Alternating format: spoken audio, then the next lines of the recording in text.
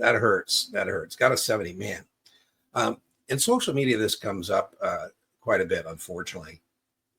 This is just listen. This is my opinion, and take it for what it's worth. My opinion is that people who get high, almost passing scores, it is not a knowledge deficit problem. In other words, you wouldn't have got a 70 if you weren't dedicated, you weren't disciplined, you weren't organized. And so that means we should find some other variable. And what I mean by that other variable is maybe test taking techniques. Like I just had somebody on social media today. I said, did you change your answers? That is a bad testing technique. Your flash response is your best response. You should never change answers unless you know you got it wrong. You know what the right answer is. Otherwise, leave it alone. I asked them in social media, did you create the Q bank of questions you want to come back and look at again? I think that's a losing strategy because it distracts you and it starts blinking and reminding you got these questions to go back. I think it's some other variable, right? You knew what they were asking. Don't know how you came up short. I will link to my video called You Failed, Is It Over podcast episode. Spoiler alert, the answer is no. But what you got to do is while the hurt is fresh, I have 5 recommendations on how to respond to this misfortune. And I'm not surprised you felt pretty prepared because that score reflects that you knew more than you didn't, unfortunately. So who knows? Could have been a face of death draw, could have been whatever. But let's, do a refresh and reset and then go back and get this thing done.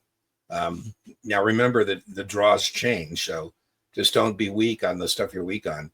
Hopefully, if you get the test specifications, Acolyte, from the 66, what I always suggest while the hurt is fresh is to go through that and put a plus minus 0. Plus means you don't think on the test specification, matches perfectly with your printout, by the way, that you don't think that was a problem. You were above par.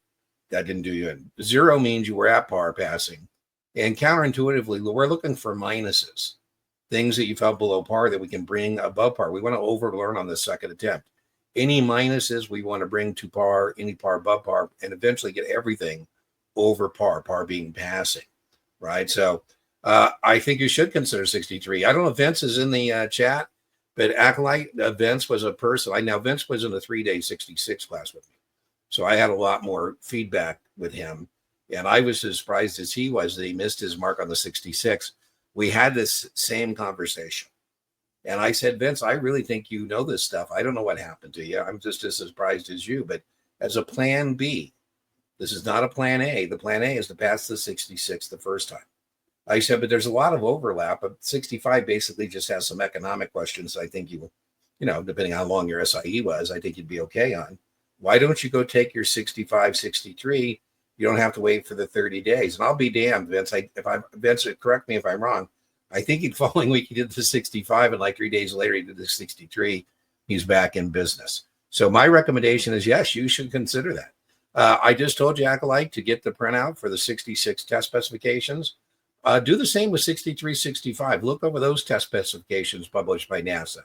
And you can compare and contrast, and you'll see there's more comparison that overlaps than contrasting points that aren't there. So, yeah, strongly consider it. I don't know you well enough to recommend it. In Vince's case, I actually recommended he do that. I don't, have enough data and feedback with you. Maybe join me for our Q&A jam sessions where we can talk some more and we can be better at where I tell you that's definitely something you should do. Or I can say this, you should definitely consider.